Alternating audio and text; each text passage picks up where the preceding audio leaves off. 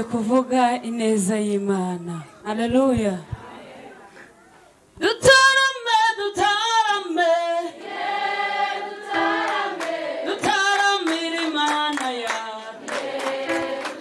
Ayi dutarame dutarame dutaramira Imana yacu. Dutarame dutarame dutaramira Imana yacu.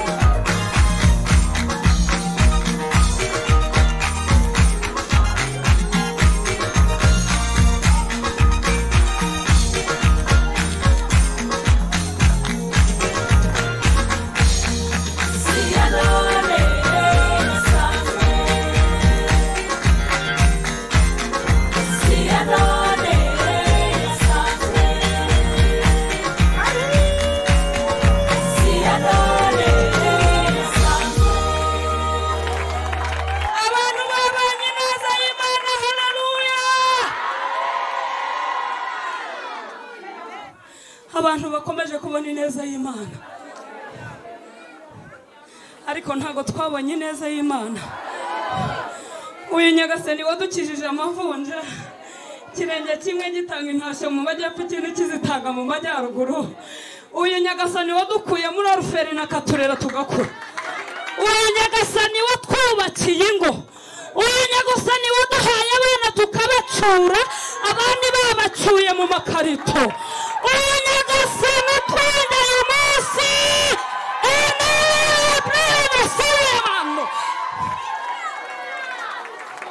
ngo ntayo wabonye. Uravuze ngo ntayo wabonye. Umva uko Iyera yambwiye ngo mu byo ukora byose wiyegereze murumuna wawe, kuko ugiye kujya uboneka gake. Imana irambwiye ngo ugiye kujya wurira indege nk'usohoka mu nzu yinjira mu cyumba. Ibintu mvuze murabyumvise, ibivugiye ku mugaragaro. Irambwiye ngo igiye kuguhuza nawe mudahuza ururimi, ariko izabyikorera. Ezene maze tayi bravo. Irambwiye ngo dedrera bosikitana wayadotaye mu modoka nyinshi ubona muri uyu mujyi wa Kigali. Irambwiye ngo iyawe iracyaparitse. Edere bozetaye vazikitana waya bravo. Irambwiye ngo ihagurukiye waguhagurukiye ngo ntugire ubwoba. Nakelele darabo sita idrarabo. Irambwiye ngo kandi dore zo bravo siwe yamanda iramutumuye.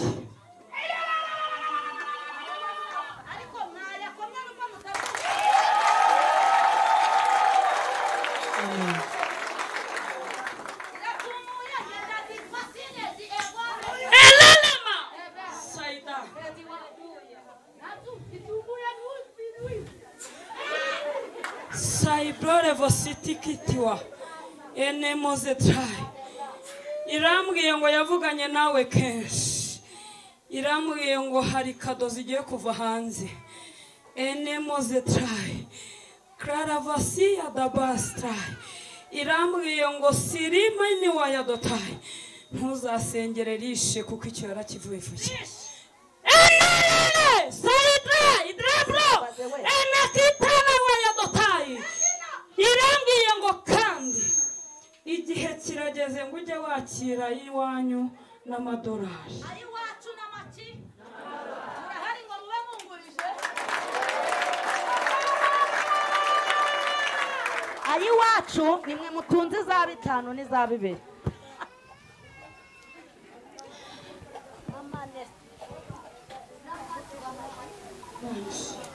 Tugiye kuririmba indirimbo ivuga ngo umuhanga wo gukomera akomera agikomereka. Umuhanga wo gukomera akomera agikomereka. Ngirira uwo mwicaranye ngo burya impamvu zabyo. Yesuwa yabonye bikomeye akubitiwe ku gasozi ka Ayi, asubira yajya kubaza impamvu yabyo. Mumbwirire ngo impamvu yabyo si ibyo kukwica, ahubwo ni ukugira ngo ukomere.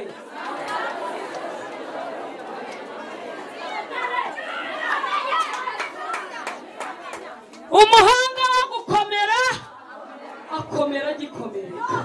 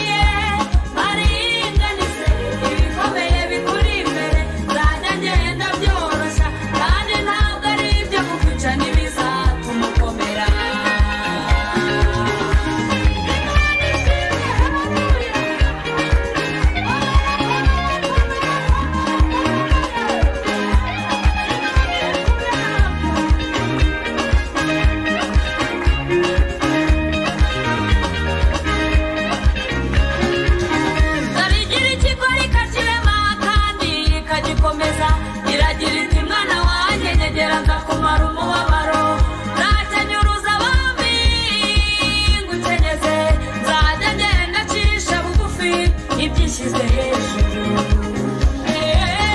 Ahora igerekeramo kandi ikagikomeza, iragira iti mwana wanjye nyegera nza kumara umubabaro, nzajya nyuruza abami ngucageze, nzajya ngenda ncisha bugufi ibyo ishyize hejuru.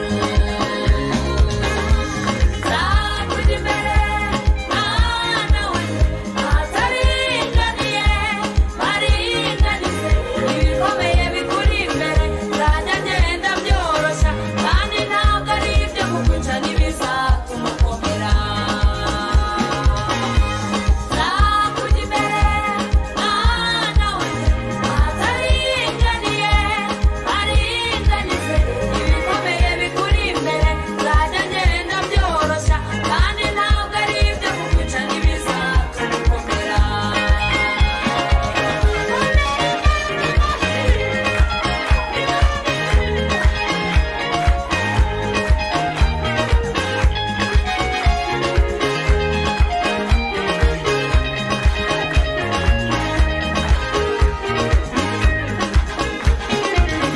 Amavuta y'ibyishimo nyagusiza umubiri wose, itakizatuma iteka uzahora uruta bagenzi bawe, ibikomere wagize byose nzabyomorana n'inguma zabyo, mu cyimbo cy'imibabaro yawe mashyize ibyishimo gusa.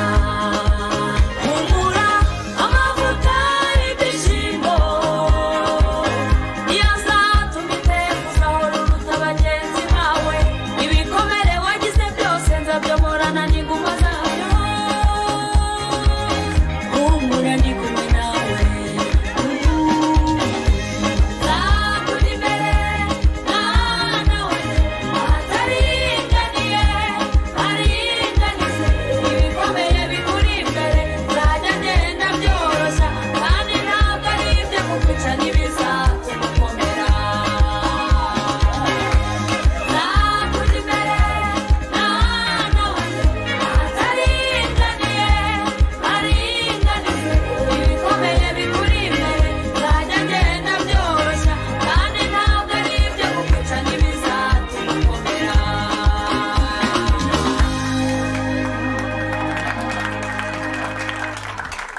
Ngo ntibizatuma ugira ute?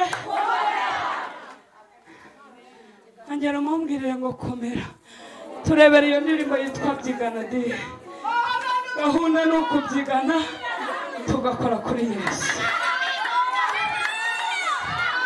Naho impamvu yabyo si iyo kukwica, n'ibizatuma ukomera. Kandi ibikomere wagize byose Kristo azabyomorana n'inguma zabyo. Zamura ibiganza duhereze Imana yacu icyubahiro, Imana yacu ishimwe. Haleluya.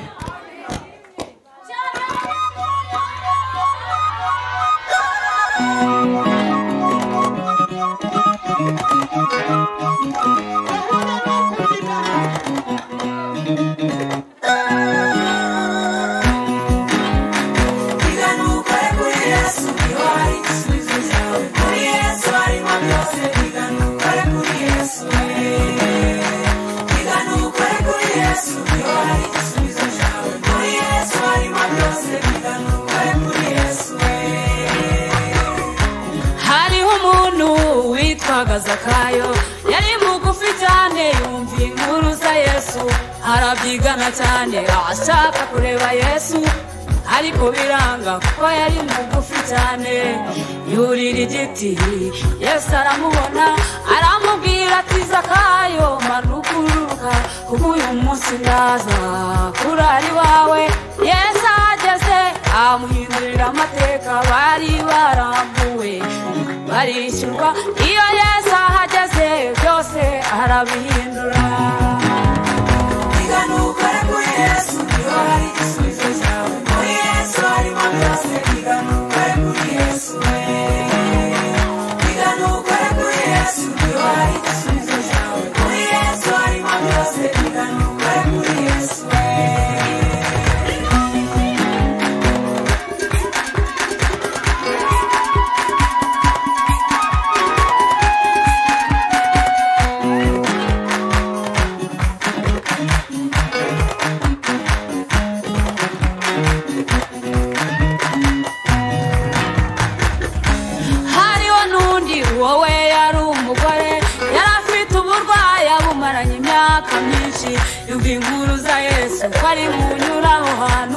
arabyigana cyane akura kuri Yesu ako kanya icyago yaramaranye imyaka Yesu aragihagarika kuko byose abishoboye nawe mu bibazo byawe byigana ukore kuri Yesu byigana ukore kuri Yesu iyo hari igisubizo cyawe muri Yesu harimo byose byigana ukore kuri Yesu byigana ukore kuri Yesu iyo hari igisubizo cyawe muri Yesu harimo byose byigana ukore kuri Yesu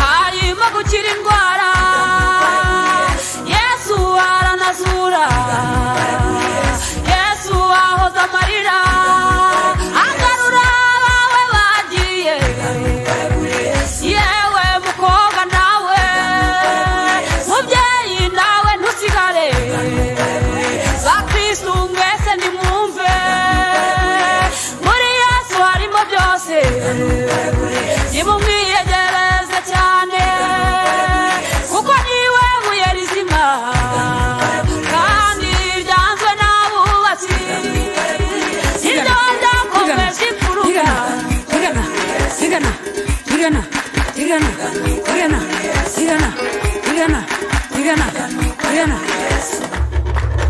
ukore kuri Yesu niba hari igisubizo cyawe muri Yesu harimo byose igana ukore kuri Yesu igana ukore kuri Yesu niba hari igisubizo cyawe muri Yesu harimo byose igana ukore kuri Yesu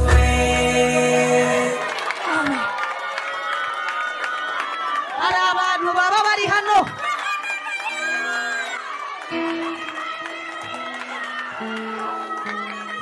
hari abantu